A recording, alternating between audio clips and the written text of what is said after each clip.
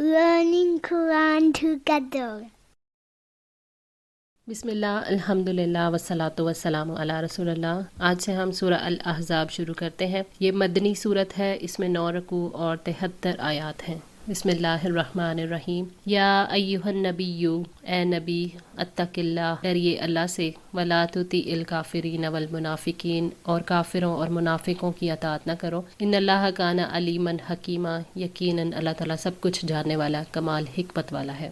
یہ آیت ابو سفیان، اکرمہ بن ابی جہل اور ابو الاور اسلمی کے بارے میں نازل ہوئی ہے۔ یہ حضرات جنگ بدر کے بعد مدینہ آئے اور عبداللہ بن ابی کے ہاں ٹھہرے۔ نبی صلی اللہ علیہ وآلہ وسلم نے ان کو شرط پر ایمان دی کہ وہ آپ سے بات کریں گے۔ چنانچہ عبداللہ بن مسعود بن ابی سرحہ اور تامہ بن ابی ابیرک رضی اللہ تعالیٰ عنہ نبی صلی اللہ علیہ وآلہ وسلم کے پاس آئے۔ اس وقت حضرت عمر رضی اللہ تعالیٰ عنہ مجلس نبوی میں موجود تھے۔ وہ کہنے لگے کہ ہمارے معبودوں لات اور عزیٰ کو برا بھلا کہنا چھوڑ دیں اور یہ کہیں کہ جو ان کی عبادت کرے گا اس کی وہ سفارش بھی کریں گے اور نفع بھی دیں گے۔ ہمیں آپ کی اور آپ کے رب کی کوئی پرواہ نہیں۔ ان کی یہ باتیں نبی صلی اللہ علیہ وآلہ وسلم کی طبیعت پر شاق گزریں۔ حضرت عمر فرمانے لگے کہ یا رسول اللہ، مجھے اجازت دیں کہ میں ان کو قتل کر دوں۔ آپ نے فرمایا کہ میں ان کو امان دے چکا ہوں۔ حضرت عمر نے کہا کہ ان کو خدا کی لعنت اور غضب کے ساتھ نکال دیجیے۔ آپ نے حکم دیا کہ ان کو مدینہ سے نکال دیا جائے۔ اس پر یہ آیات نازل ہوئیں کہ اے نبی صلی اللہ علیہ وآلہ وسلم، کافروں اور منافقوں کی بات نہ سنیں اور نہ ہی ان سے کوئی مشورہ کریں۔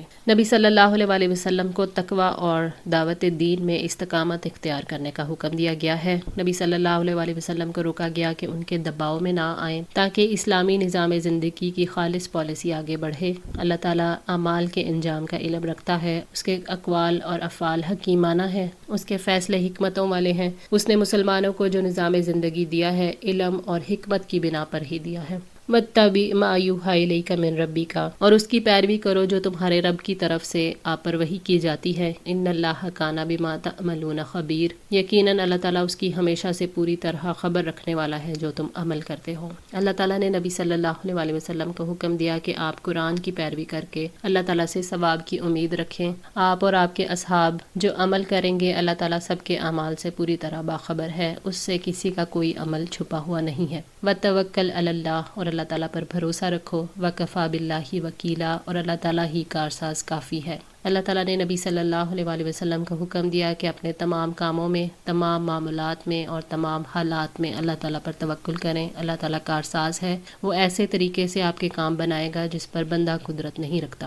مومن کا اصل رشتہ اللہ تعالیٰ کی ذات سے ہے۔ اللہ تعالیٰ پر اعتماد کیا جا سکتا ہے، اس سے زیادہ کوئی اپنے وعدوں کو پورا نہیں کر سکتا۔ اللہ تعالیٰ قوت رکھتا ہے، اختیار والا ہے، اس لیے مومن اپنے سارے معاملات اس کے حوالے کر سکتا ہے۔ اللہ تعالیٰ کی ذات کے سوا کوئی بھروسے کے لائق نہیں۔ ما جعل اللہ، نہیں بنائے اللہ نے، لرجل من قلبین، کسی شخص کے لیے 2 دل، فی جوفہ، اس کے سینے میں، وما جعل ازواجکم، اور نہیں بنایا تمہاری بیویوں کو، اللائی تظاہرون منہن، وہ جن سے تم زہار کرتے ہو، امہاتکم، تمہاری مائیں، وما جعل ادعیاءکم، اور نہیں اس نے بنایا تمہارے منہ بولے بیٹوں کو، ابناءکم، تمہارے بیٹے، ذالکم قولکم، یہ بات ہے تمہاری، بِأَفْوَاهِکُم، تمہارے منہوں سے، واللہ یقول الحق، اور اللہ تعالیٰ حق فرماتا ہے، وَهُوَ يَهْدِي السَّبِيلَ، اور وہی سیدھی راہ دکھاتا ہے۔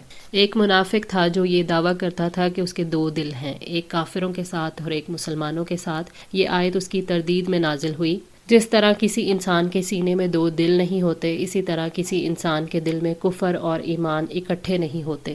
اس میں اشارہ ہے کہ کسی دل میں اللہ تعالیٰ کی محبت اور اس کے دشمنوں کی محبت اکٹھی نہیں ہو سکتی، اور اللہ تعالیٰ کی اطاعت اور اس کے دشمنوں کی اطاعت بھی اکٹھی نہیں ہو سکتی۔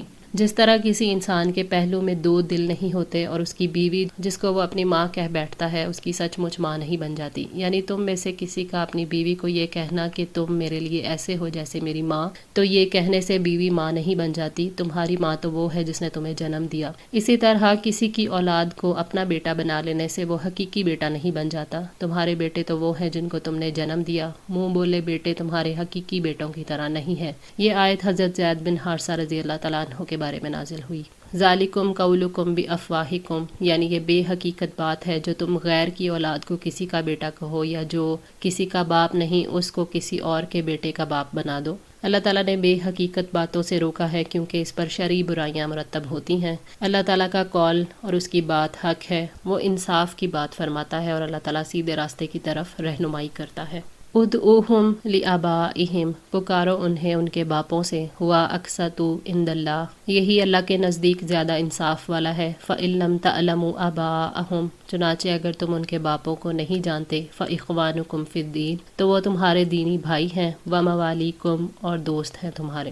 اپنے منہ بولے بیٹوں کو ان کے حقیقی باپوں کی طرف منسوب کرو جنہوں نے انہیں جنم دیا، یعنی انہیں ان کے باپ کے نام سے پکارنا اللہ تعالیٰ کے حکم اور اس کی شریعت میں زیادہ انصاف والی بات ہے۔ اگر باپ کا نام معلوم ہو تو ان کی نسبت سے پکارو، اور اگر کسی کے باپ کا نام معلوم نہ ہو تو دینی اخوت اور اسلامی دوستی پر اکتفا کرو، انہیں بھائی یا دوست کہہ کر پکارو۔ وَلَيْسَ عَلَيْكُمْ جُنَاحٌ، اور تم پر کوئی گناہ نہیں، فِيمَا أَخْطَأْتُمْ بِهِ، جس میں تم نے غلطی کی ہے، وَلَكِنْ مَا تَعَمَّدَتْ، اور لیکن جو ارادہ کریں، قلوبکم، دل تمہارے، وَكَانَ اللَّهُ غَفُورًا رَحِيمًا، اور اللہ تعالیٰ ہمیشہ سے بے حد بخشنے والا، نہایت رحم والا ہے۔ یعنی تم میں سے کسی کا یہ کہنا کہ اے فلاں کے بیٹے، یہ زبان کی غلطی ہے اور بے ارادہ نکلنے والی بات ہے، اگر تم سے اس نسبت میں غلطی ہو جائے تو اس کی پکڑ نہیں۔ جب تم پوری تحقیق اور تفتیش کے بعد کسی کو اس کے باپ سے منسوب کر دو اور حقیقت میں وہ اس کا باپ نہ ہو تو یہ تمہاری اجتہادی غلطی ہے، اس میں کوئی گناہ نہیں۔ ابن کثیر۔ حضرت ابو ذر رضی اللہ تعالیٰ عنہ بیان کرتے ہیں کہ نبی صلی اللہ علیہ وسلم نے فرمایا، اللہ تعالیٰ نے میری خاطر میری امت کو غلطی، بھول اور وہ کام معاف کر دیے ہیں جن پر انہیں مجبور کیا گیا ہو۔ ابن ماجہ 2043۔ گناہ تو اس پر ہے جو تم دل کے ارادے سے کرو، جو جان بوجھ کر کوئی غلط قدم اٹھاؤ تو اس پر گناہ ہے۔ وَكَانَ اللَّهُ غَفُورًا رَحِيمًا، اللہ تعالیٰ توبہ کرنے والوں کے لیے غفور، بے حد بخشنے والا، اور اللہ تعالیٰ رحیم، بے حد رحم والا ہے۔ نافرمانوں کو عذاب دینے میں جلدی نہیں کرتا، مہلت دیتا ہے تاکہ شاید وہ توبہ کر لیں یا رجوع کر لیں۔ النبی اولا، نبی قریب تر ہے، بالمؤمنین من انفسہم، مومنوں کے ان کے نفسوں سے، وازواجہ، اور اس کی بیویاں، امہاتہم، ان کی مائیں ہیں۔ نبی ایمان والوں پر ان کی اپنی جانوں سے بھی زیادہ حق رکھنے والا ہے۔ اللہ تعالیٰ نے ایمان والوں کو نبی صلی اللہ علیہ وسلم کا مقام اور مرتبہ سمجھایا ہے تاکہ وہ اس کے مطابق آپ کے ساتھ معاملہ کریں۔ نبی صلی اللہ علیہ وسلم ایمان والوں کے سب سے زیادہ قریب اور ان کی اپنی جان سے بھی زیادہ مقدم ہے، کیونکہ ان پر مخلوق میں سب سے زیادہ احسان محمد صلی اللہ علیہ وسلم کا ہے۔ ان کو جو بھی بھلائی ملی ہے وہ انہی کے ذریعے سے ملی ہے، اور جو برائی دور ہوئی ہے وہ بھی نبی صلی اللہ علیہ وسلم کے ذریعے سے ہوئی ہے۔ اہل ایمان پر واجب ہے کہ جب کسی کی اپنی یا کسی دوسرے شخص کی مراد رسول صلی اللہ علیہ وسلم کی مراد سے مقابل ہو تو نبی صلی اللہ علیہ وسلم کو مقدم رکھے۔ نبی صلی اللہ علیہ وسلم کے قول سے کسی کے قول کا مقابلہ نہ کریں۔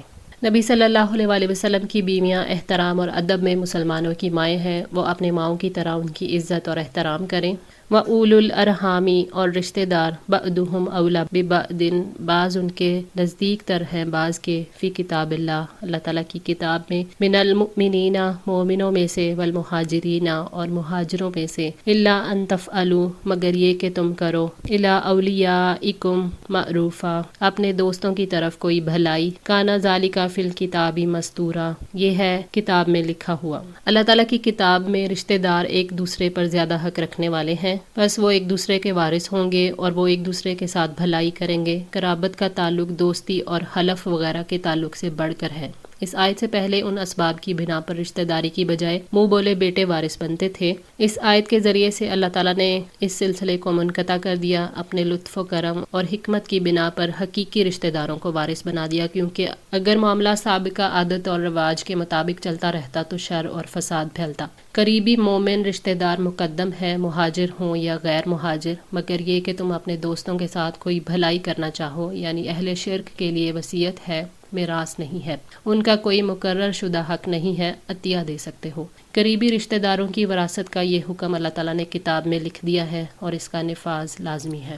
حضرت عبداللہ بن عباس رضی اللہ تعالیٰ عنہ نے اس آیت کے متعلق بیان کرتے ہوئے فرمایا کہ اس کے نازل ہونے کی وجہ یہ ہے کہ جب مہاجرین مدینہ میں آئے تو رشتہ داروں کے علاوہ انصار و مہاجرین بھی ایک دوسرے کے وارث قرار پاتے تھے، اس بھائی چارے کی وجہ سے جو نبی صلی اللہ علیہ وسلم نے ان میں کروایا تھا۔ اس کے بعد جب یہ آیت نازل ہوئی، وَلِكُلٍّ جَعَلْنَا مَوَالِيَ، مما تارک الوالدانی والاقربون، تو اس نے اس پہلی آیت کو منسوخ کر دیا، یعنی بھائی چارے والی وراثت کو منسوخ کر دیا۔ صحیح بخاری 6747۔ وَإِذْ أَخَذْنَا مِنَ النَّبِيِّينَ مِيثَاقَهُمْ، اور جب ہم نے پیغمبروں سے پختہ عہد لیا، وَمِنْكَ، اور آپ سے بھی، وَمِن نوح، اور نوح سے، وَإِبْرَاہِيمَ وَمُوسَىٰ، اور ابراہیم اور موسیٰ سے، وَعِیسیٰ ابْنِ مَرْیَمَ، اور عیسیٰ ابن مریم سے، وَأَخَذْنَا مِنْهُم مِّیثَاقًا غَلِیظًا، اور ہم نے ان سے نہایت ہی پختہ عہد لیا تھا۔ اللہ تعالیٰ نے اس عہد و پیمان کو یاد دلایا ہے جو اس نے پیغمبروں سے لیا۔ انبیاء سے یہ عہد ان کو رسالت دیے جانے کے بعد لیا گیا۔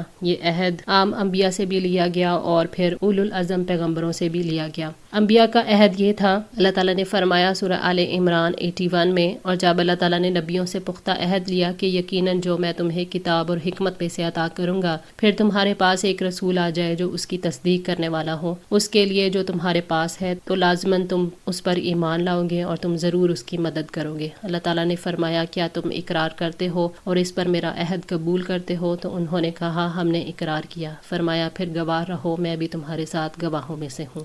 اس سے مراد وہ عہد ہے جو ایک دوسرے کی مدد اور تصدیق کرنے کا انبیاء سے لیا گیا تھا۔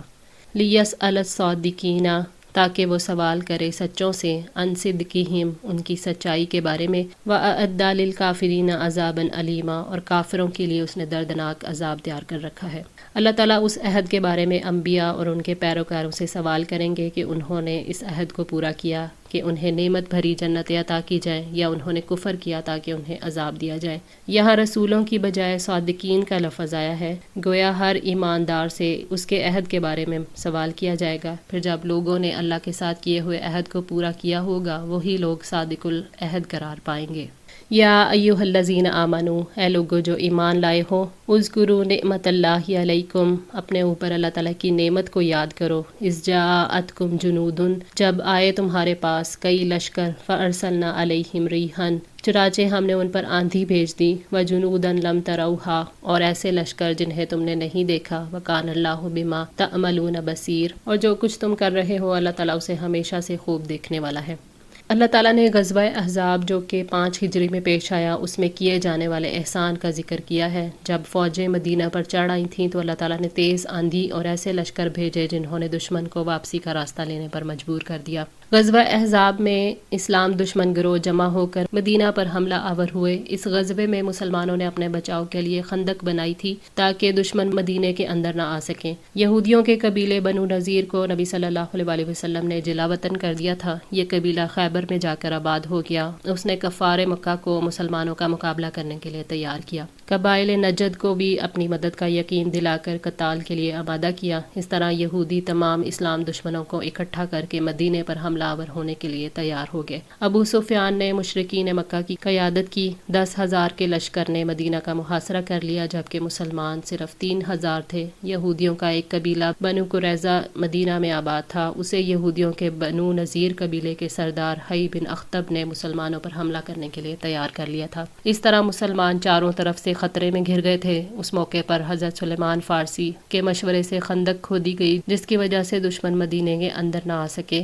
1 مہینے تک یہ محاصرہ قائم رہا، پھر اللہ تعالیٰ کی غیبی امداد آئی۔ آندھی نے خیموں کو اکھاڑ دیا اور اس قدر تیز ہوا تھی کہ جانور رسیاں توڑوا کر بھاگ نکلے اور سب بھاگنے پر مجبور ہو گئے۔ وَكَانَ اللَّهُ بِمَا تَعْمَلُونَ بَصِيرًا، اللہ تعالیٰ تمہارے اعمال کو دیکھ رہا تھا۔ پریشانی اور گھبراہٹ میں مسلمانوں کے دل اور ان کے عمل کیسے تھے اللہ تعالیٰ نے جان لیا اور واضح کر دیا کہ اللہ تعالیٰ مسلسل نگرانی کر رہا تھا۔